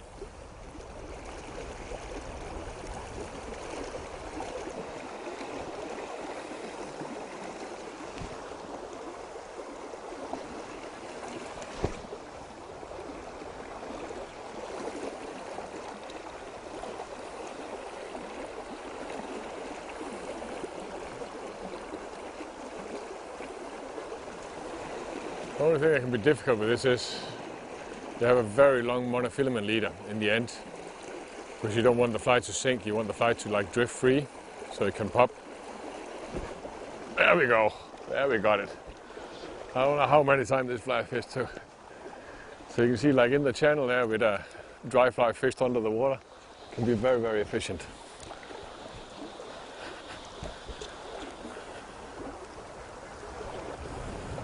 So that's a nice fish, this one here. He's sitting in the channel. So I just have to see what I want to do.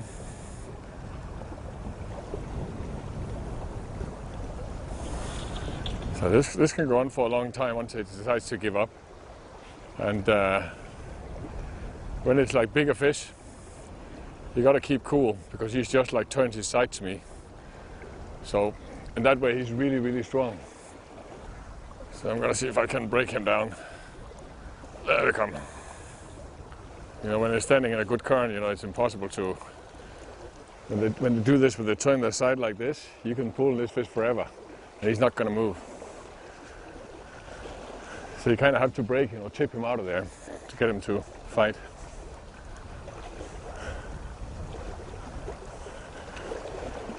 But then also they get pretty tired when you've done that, when they're broken. Oh, he's chasing me. There we go.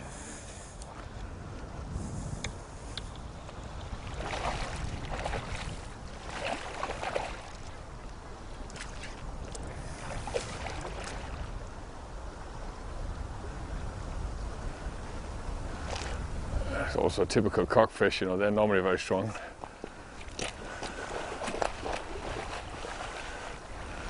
There we get in. There we get in. It's a nice, beautiful codfish. Nice, beautiful codfish. Good shape. Oh.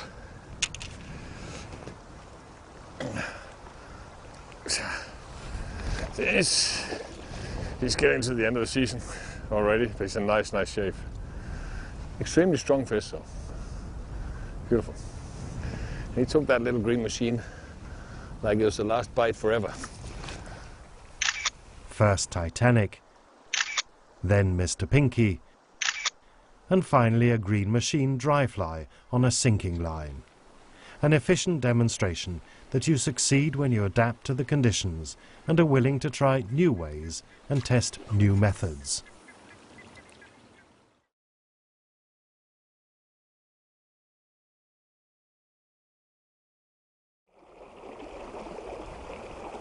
With his more than 30 years of experience as a fly angler, Henrik has a non-failing instinct for where the fish are and when they bite. The intuition that's now extremely intense. Sometimes when I'm fishing a current like this, I just have this feeling that this cast is going to be the cast the fish is going to take. And this is the one.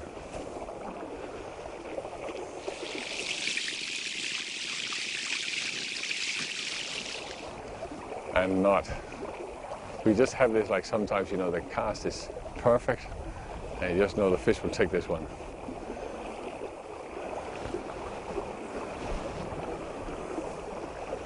But I definitely feel like I'm at that spot right now where the fish will take the fly. I just feel like the hair is rising on me, like the fly is fishing. Here the fish comes. There he is. I just knew he would be there. It's kind of funny that you can have these feelings sometimes. That you know that the casts are perfect and the fish will take.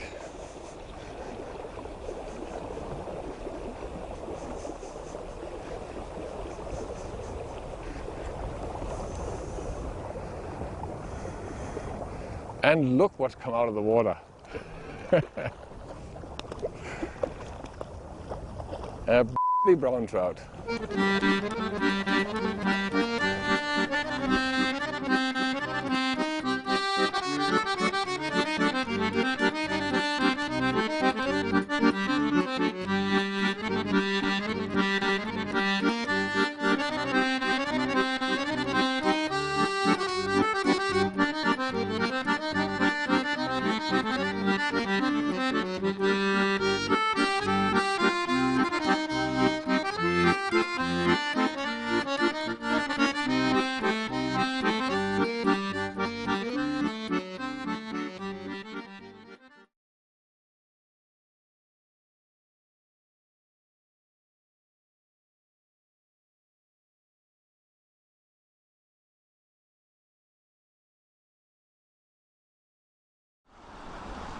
Rio Grande's pools are highly varied.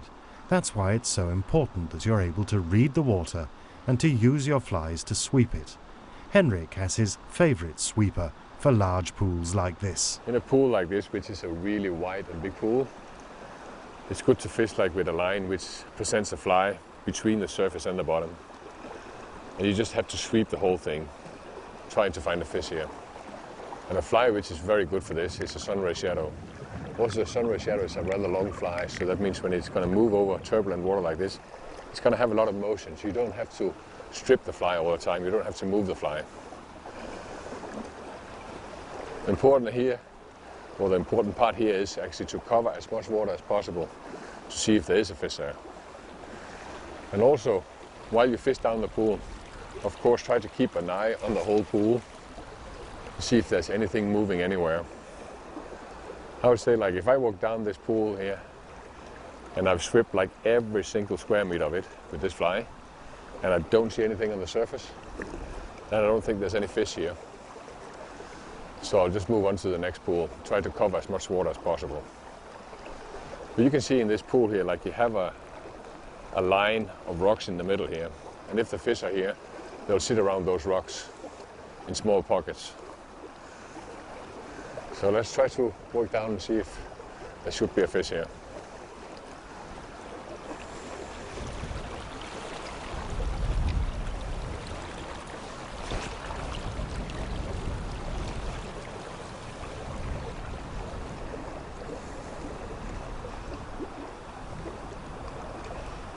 And when the fly comes in here, just in the line below yourself, then you take some strips, of course, before you actually pull it out. Because many times the fish can't follow it. And when you then start stripping, then they will take. I have so much experience with that. I would say like 90% of the fish I'm catching these days are all taken on the strip, pretty much in the end of the swing.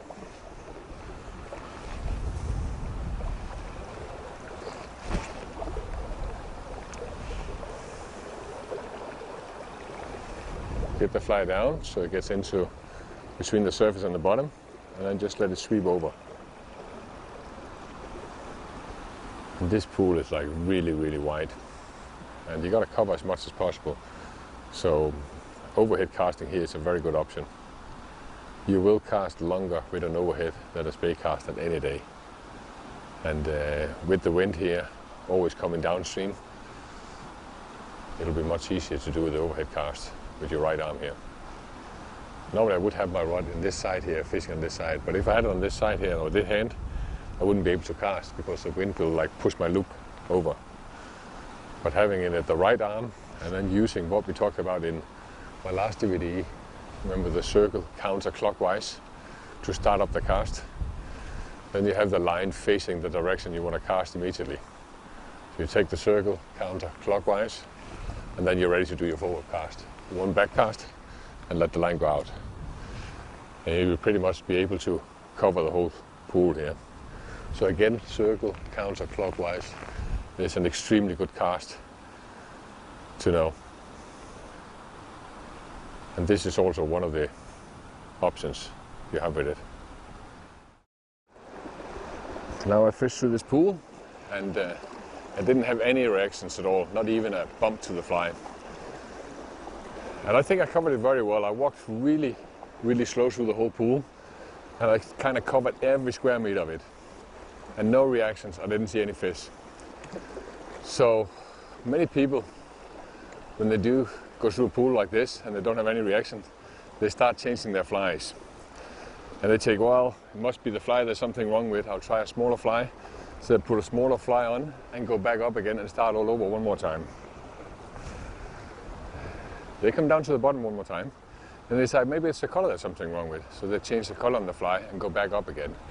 And suddenly they've spent like 4 hours in this pool here, gone through the whole fly box, still haven't seen a fish, still haven't touched anything. I think it's better actually, if you find a fly you're very confident in, you find a line which is going to lie in the mid-range, between the surface and the bottom, and then cover the fly very good in the first run. If there is a fish there, the fish will either give it a tuck to the fly or a bump, or it will take it, or you'll see a fish. And if you don't have any reactions, you don't see any fish, there's no point in staying here. I think it would be pointless to go back up over again and do it one more time. If you saw a fish here on the other side, if you saw a splash, if you had a tuck, well then you can start changing your tactic. But don't start spending like several hours in one pool when you have conditions like this, where it's like high water and the fish are spread out, they're not really sitting in the pools, they're all over the place. You got to find the fish and then you can change your tactic. If you don't find the fish, you don't see the fish, no point in staying here. So I'm going to move on to the next pool. You wouldn't immediately think that there were any fish at all in the pool today. But when you fish in such a large pool, there's still a good chance, particularly in the outer areas. Oh, that was fish. Right on the current where it should be. In the deep hole. He's sitting right in the hole here.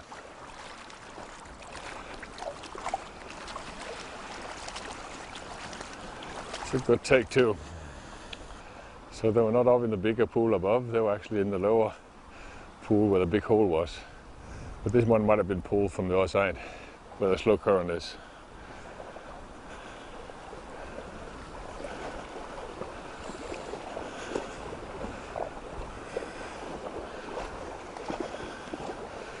Gotta get it over the edge here. See if I can land him here in the river. It's a little island down there. It's a good, strong fighting fish. Fights really well, actually. This should be a good place for him to land.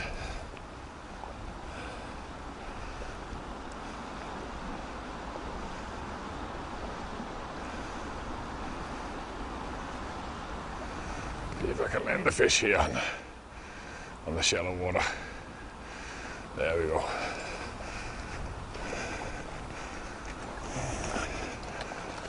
Light fat fish, relatively fresh fish, this one here. There we go. Beautiful fish. Beautiful fish just hooked on there. They should be hooked. Oh, but one is disappearing. We'll get that up there. There we go. To get the hook. There we go. Put the hook on that side. So it's worth it, you know. As soon as I hit a pool where there's fish in, you will get a fish. So there's no point in like running around, you know, just chasing the same pool all the time, changing the flies, new fly, new line. See, my strategy, like just changing the pool all the time and fishing them very carefully, pays off. And this was relatively easy to get. It was like my second cast in the pool. Beautiful fish.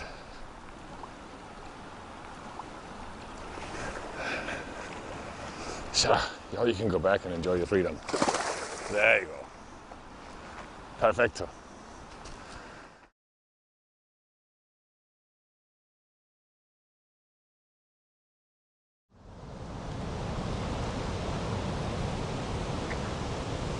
Henrik Mortensen will be your instructor and fishing guide for the duration of this film. We'll be traveling widely from simple, basic casting exercises for both single and double-handed rods to some of the world's best salmon rivers in Iceland. Beautiful fish. What can you say, huh? Amazing, isn't it? Salmon fishing when it's best. He's often been called one of the world's best fly casters and salmon fishermen. Henrik has a simple yet effective fishing philosophy. Rule number 1 is that your cast is not perfect until you're able to present the fly to the fish in the right way. Oh! The first point is to let the rod do the work while you use as little effort as possible. If you use your rod correctly, it will do the work. The less effort you put into each cast, the more hours you can fish. Pay attention to the hand grip and see how easily a large 14-foot rod can send off the fly in one long cast and a single coordinated movement.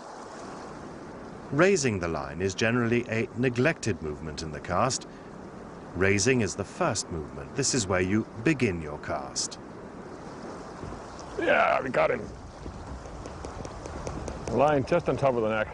In the forward cast, it becomes evident if your front stop is too late.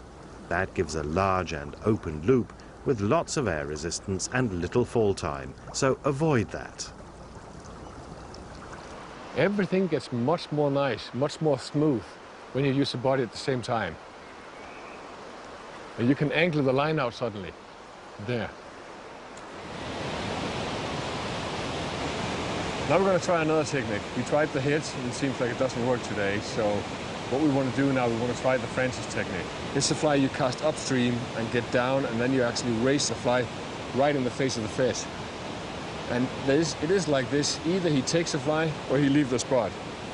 It is in a way like raiding the pool, but it is efficient, and this is the last one I try always. You know, if I've been to a pool and tried everything else, then I want to try this one because I've had a lot of success with it.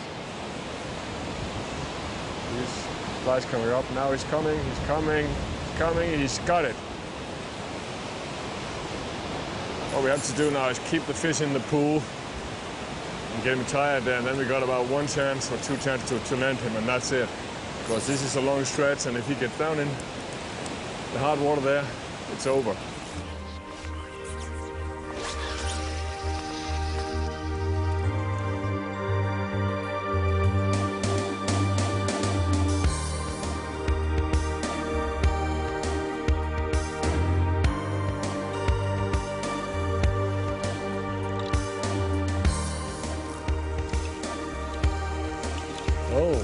again, and there he got it. Oh, he's really moving now. Moving big time.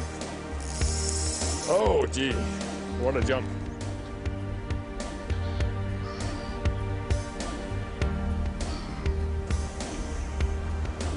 So the point is here, learn the basics and you'll be able to do so many things with this cast.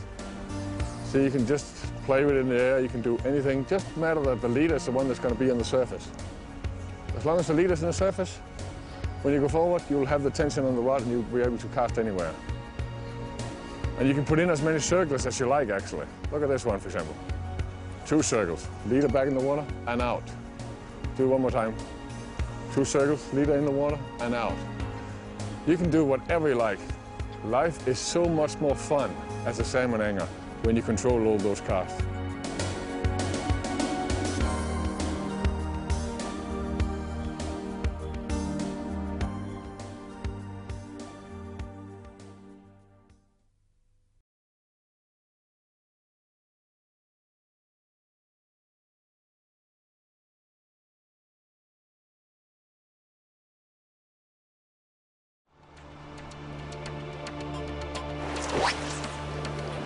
Always said an excellent trout fisherman is a fantastic salmon fisherman. There, I got it. I got him.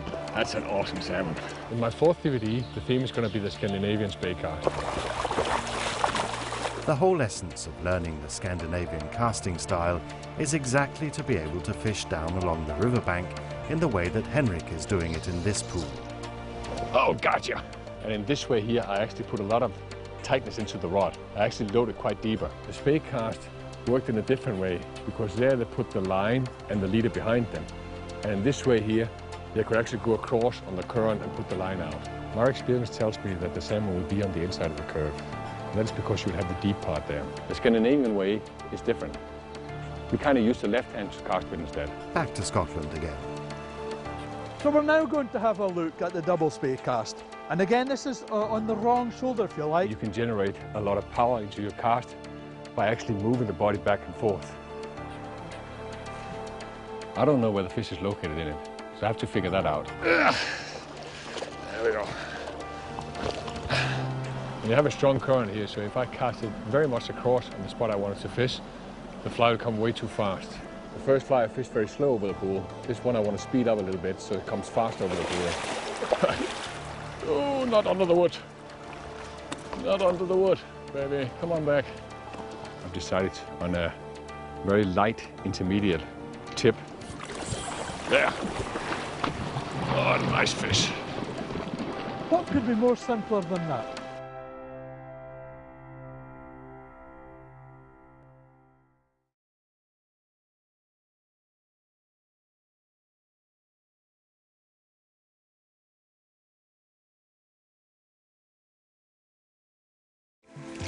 Beautiful fish.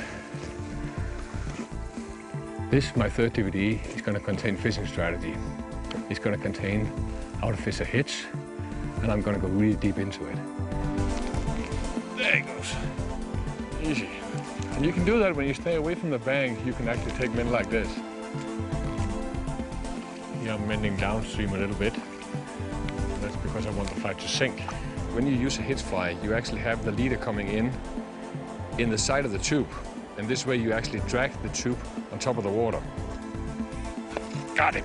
What I'll do first is fish the lower part here, from the stone and down, so I don't ruin this part up there. Oh! Oh! Twice, 3 times. So what you don't want to do up here is actually show your fins. Your fins is the hands. Then you have the more average size here, which is the one you can use more all-rounded. You can use it on calm water, you can use it into more turbulent water. When you go to a pool like this, I always start with the first option as a hitch fly. That's the first option I do. And then I move on with 2 other options afterwards, which I'll explain you later. Ah, he got it. Yeah. Nice take.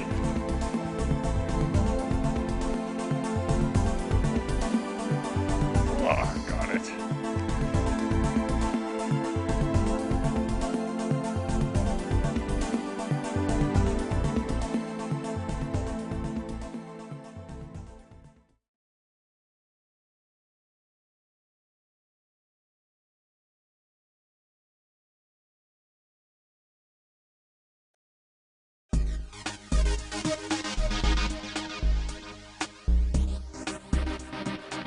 Welcome to my 5th DVD in the series The Fly Fishing Academy.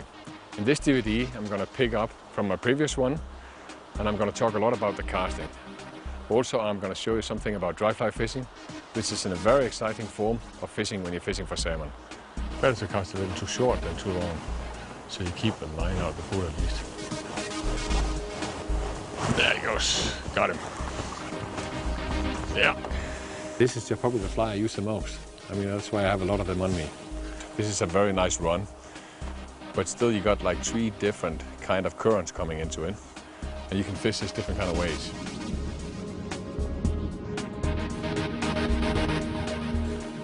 He's gonna come. Yeah, you go. Again, 2 major jumps. I've found an alternative to what we call like the rod that went with the clock around and dumped the line. And it's called the circle counterclockwise. Not here, one reacted. Got him. That's a nice fish.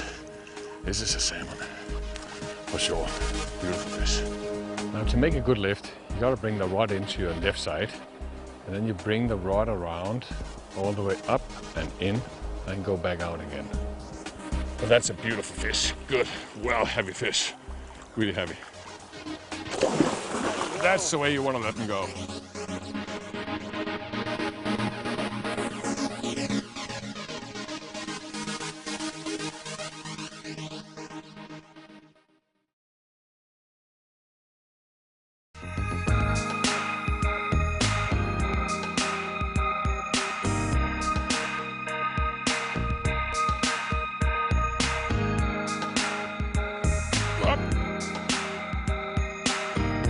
One of the lifts I did was taking it towards my left shoulder, punching it out, pulling it back, putting the leader down, and then shooting across.